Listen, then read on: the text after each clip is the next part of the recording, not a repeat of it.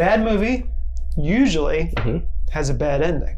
A good movie usually has a good ending. Mediocre movies, take it or leave it. But not often does a good movie have a bad ending. What's a bad movie with a good ending? That's another video. Video. Sorry, I just realized. We can't spoil we it. need some content. That's another Keep video. That's another video.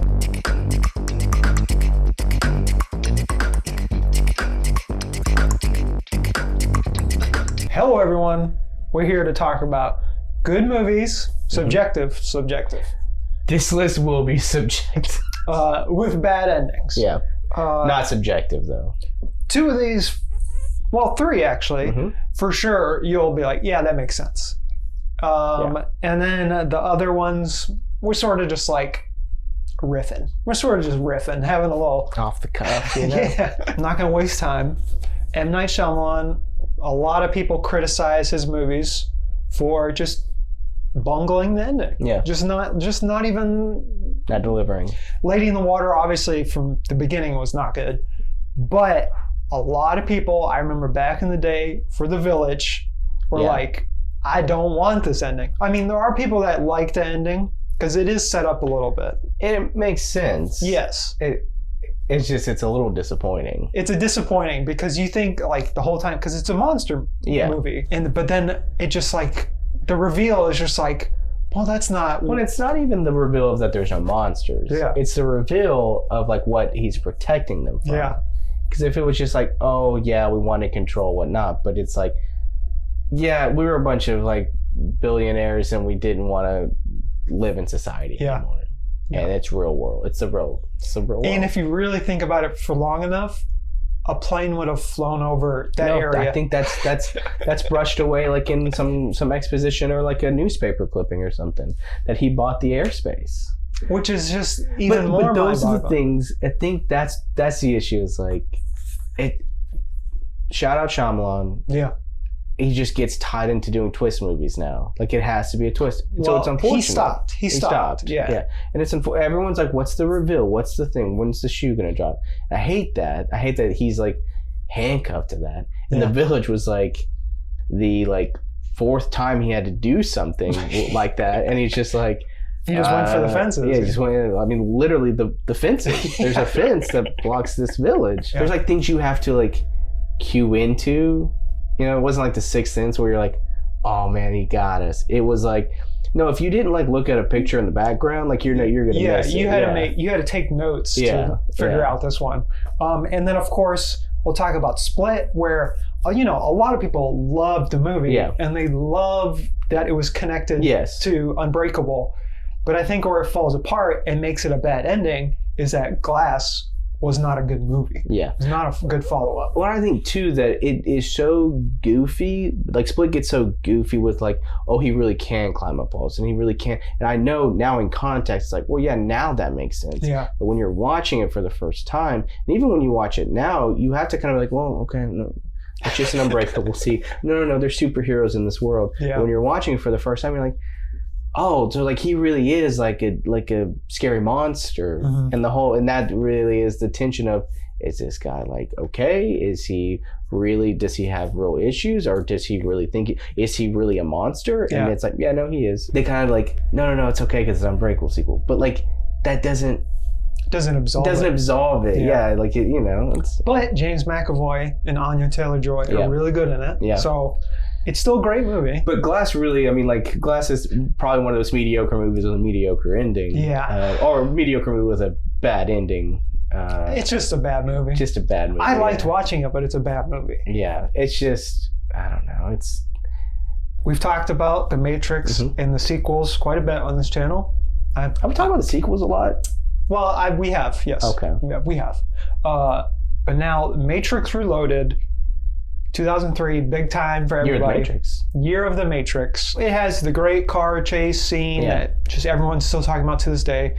It has the bad CGI, but I think where it falls apart is that in its effort to set up the sequel, it does so many things at the end of the movie so quickly that you're left just like, okay. Yeah. Now this is a movie I've come around on recently. Yeah. Because when I watched it, I was like, 2003. I was 11. I was like, I don't know what it was too heady. It was too heady. Watching it now, I'm like, this is actually a really good movie. Mm-hmm. The ideas are there, like this idea of like this false reality, like that even like the choice that you have is also made up. Mm-hmm. Like I love The Architect stuff. I don't know, you not so much, but no. Well, watching it in theater, I was like, oh, that's cool to end on. It does take the wind out of it. It's cool not to end on an action scene, but looking at it now, I was just like, they could have done so much more. You don't see Agent Smith for most of this movie. You see him in the big... you see him in the brawl. The brawl, yeah. And you see they introduce the idea of like, oh, he's kind of like a virus now. Mm-hmm. And then you kind of see like some, like it's, I can't remember how it all worked, but all of a sudden we're supposed to understand that like Smith has now entered the consciousness of this guy named Bane. Kind of looks a little bit like Hugo Weaving. With a goatee. Yeah, and we see like one scene where he's like, oh, maybe, I'm so sticky. And then it's like, but then, yeah, so all this stuff happens. You got the Architect scene, incredible, vis-a-vis, ergo. And then you have like he saves Trinity, whatnot, mm-hmm. which would have been like a really great way to end the movie. Yes. Boom, just end it there. Like he made his choice and it's not the right choice. But then it like all of a sudden it cuts back. It's the real world. Neo's doing some Neo things, but in the real world, and then he passes out. And then like, oh man, what happened? I don't know. And it's like, oh, it's so sad. And he's like laying on a table, and then like it just pans over, and you see the Bane guy, yeah, who's like barely introduced, yeah. And like the Agent Smith stuff, I think happened like maybe an hour ago. Yeah. So you're supposed to remember from an hour ago, like, oh yeah, is that Agent? Is that and then you're like, boom, cut to black, to be continued, and you're like, oh no, it's bad. Cliffhangers are hard to do. Yeah. Back to the Future 2 probably nails it the best out of all of the, they're two-parters filmed back to back. But also Lord of the Rings probably does it doesn't set up the stakes. Yes. Like I think Spider-Verse is a great example of like, we know what the stakes are for the next movie. Mm-hmm. Yeah. At the end of The Matrix, you're like, what are the stakes? Yeah. And then like, it's too confusing. Yeah. It's too confusing, and then it sets up a movie that like that guy's barely in, and then it's like the start of the movie. It's the start of the movie, and it's like one function, and you're just like, and then it makes you even more mad. Yeah, when you watch Matrix Revolutions.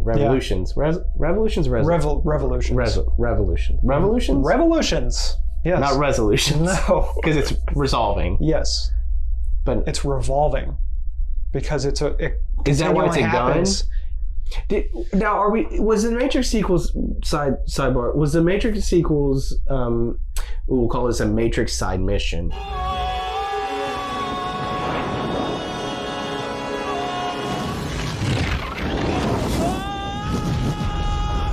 Were the Matrix sequels named after guns? Because I always thought Reloaded was a good like gun and computer thing. Well, all the sequels start with R's. But, Mr. Oh my God, is that true? Mr. Anderson. Oh my gosh. And that's been a Matrix side mission that blew my mind. To continue on the movies, we call this good movies bad. Or what now? I still think Reload's a solid movie. Yes. That like by the end, if they would have just ended on Architect and saving Trinity, and you're like, oh no, he's chosen Trinity over humanity, it would have been great ending, But then they just like, what about this? I know we set it up as like one good movie, bad ending. When we're talking about sequels, kind of ruining a movie, I think it still follows on there. Oh yeah, I think so. It, Chapter 1 and Chapter 2. So Chapter 1, great movie, sets up, everyone thinks the climax of Chapter 2 is going to be crazy scary the whole time. Yeah. And then Andy Muschietti is just like, haha, gotcha. This is going to be more of a serious, more kind of funny movie. Yeah. That doesn't really resolve anything from the first movie in the way you want. And there's the puke scene that everyone talks about with the bad music cue. I forgot about that. I think it's funny, but it also doesn't fit the movie. No. It's just, when you think it's going to go right, it goes left.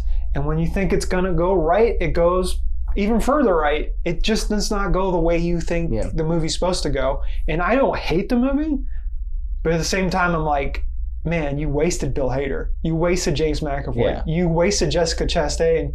You wasted the other actors. Because the ending of the first one, you have, it is almost supposed to mirror the ending of the first one. Like, in the ending of the first one, you have them all teaming up together and like just beating the snot out of Pennywise. And it's like, it's supposed to be like, yeah, we're not scared of you, but we're also like just beating you up. Yeah. And the second one, they like still kind of do that, but it's more like, we're gonna humiliate you. Like you're embarrassing. Like, and you're like, oh, so there's not even like action tension to this. It really is just you guys like belittling this clown. Yeah. Until he's real small. But it takes so far to get there. Yeah. Like the scary stuff in this movie is in chapter 2 is not really scary. No. It doesn't really get good until like Bill Hader gets like hypnotized by the dead eyes. That's the only thing I think is good in the movie is we're just like, and you can tell like, I think you can kind of tell. I don't want to infer too much of what the actors feel because I don't know them. But I think you can kind of tell that they knew it wasn't going to be that great. Yeah. Because some of the interviews they did too, where it's just like, they look like they had a fun time making the movie. Yeah. I don't think any of them believed it was a good movie. Yeah. I just can't wait for them to make another It movie in like 30 years. I know. And no one will ever be able to nail it. Yeah. But that's the problem with Stephen King stuff is like, we're talking good movies, bad endings. That man can't write an ending to save his life. So moving on to our final 2, which everyone will agree with. Yeah. We were trying to think of movies that we could kind of jump scare you with that you wouldn't expect to have bad endings, but I think these 2, everyone agrees. Yeah. I Am Legend with Will Smith. I don't know what they're doing. I mean, I know the studio interfered with the movie, and we've seen the deleted alternate ending, which is way better and mirrors the book. And actually makes sense with the title. Yeah. And also makes sense with how the movie's set up. So, yeah. The version we see basically makes Will Smith the hero when he's the bad guy the whole movie. Yep. I mean, this is an ending that just ruined the whole movie for me. Like, it's a good movie. That ending is so bad that, like, because you're right, it just messes with the entire story and shifts everything. That like Neville is not the good guy. He is, in fact, the monster. Yes. To them. And then you're like, yeah, but he's gonna blow him up. Just blow him up. And it's so bad that now they're like, well, we want to make a sequel. Well, we ruined that. Yeah, we're just gonna pretend it didn't happen. Yeah, that's how they even know how bad it was. Which I'm okay with. I'm okay with retconning a little bit. As a storyteller, you want the main character to be the good guy. You always want to write it that way, but sometimes the main character is the bad guy. It's also, it's a star's ego as well. It's like you signed onto this movie, and I don't know what Will Smith thought about which ending or what, but it's like, can't let Will Smith realize he's the bad guy. Yeah. Well, he did. I know he's talked about like not wanting to play the bad guys, and especially on Suicide Squad, he was like, "Well, it's finally time to play the bad guy." Yeah. and it's Who does good things. It does good things. But yeah, we'll see what the sequel's like. I just don't know. And now the reason we made this video, Law Abiding Citizen, directed by F. Gary Gray, starring Jamie Foxx and Gerard Butler. Jerry B. Fun fact, Jamie Foxx was going to play the bad guy in this movie, and they flipped it around. Yeah. Flipped the script, as you would say. And the whole movie is Gerard Butler, basically, is 2009, so it's I'm the Joker baby moment for every movie that came out for like the next 5 years. But it's very much like Gerard Butler hamming it up, which we know what he does now. That's what he does. But when he did this movie, he wasn't known for that. He was known for playing very serious. Timeline. Timeline. What everyone goes to when they think of Gerard Butler movies. Timeline. But his character is so good. And Viola Davis is in this too. Oh, yeah, she's really good. Can't forget. But his character is so good. And he's bad the whole movie. Like, his motivations are, it's like maybe someone would do that if they didn't get justice for their family. But he is a bad guy. In the whole movie, you expect him by the end to like defeat everybody. Yeah. Because it's set up like he's smarter than everybody. It kind of creates this like, not really to this level, but this like Hannibal Lecter, like Clarice kind of relationship. Like, this guy's like, okay, who's the next person? What are we gonna do? He like Jamie Foxx trying to figure it all out, and he's unraveling maybe what the corruption of what happened and all this, and you're like a satisfying ending would be like that. Yeah, probably Jerry B like bites the bullet, but not at like Jamie Foxx's hands. It makes Jamie Foxx the hero when he was never the hero in the movie. Yeah, because he lets it makes sense. It's like he doesn't have enough evidence to convict the guy, but also he sort of just like played the game. Yeah. And became a bad guy. So it's like there are no good guys in the movie. Or like if there was a twist of like that, that Jamie Foxx maybe had a hand in something that then led to it. Like unknowingly. That there's not even that moment of like why this guy, why that like it would have been great if like you kill Jerry B, but like you also find out that like Jamie Foxx did something that then impacted this person that then like led to the death of his like there's nothing like what's a cathartic about there's no redeeming quality of the ending of the movie because Jamie Foxx's character is doesn't show, you don't see him being like, because he's a bad dad in the movie too, and at the very end he's like, oh, I guess I can make suicidal now because I killed this guy. This is taking too long. You're done. Viola Davis, though, in this sort of plays a proto Amanda Waller. Yeah, and if I remember correctly, this has maybe the most terrifying jump scare when someone answers a phone and it just shoots her in the head. It just explodes. Like, oh my gosh. Well, they do react really well to it. So it's not like the movie's bad because it's really fun. Yeah. And it's really like everyone's dumb and bad in this movie. And the motivations, like it starts with his family getting, I don't know why I'm explaining it. Anyways, good movie, bad ending. Let's end this movie. Let's end this really badly. That's every video. Yeah, we end every video. Every one of our videos is a good video with a bad ending. No one ever makes it to the end of these videos. They make it about 3 minutes in if we're lucky. Hey, so 3 minutes. That means you heard just us talk about M. Night Shyamalan. And you skipped to the end and here we are. Plot twist.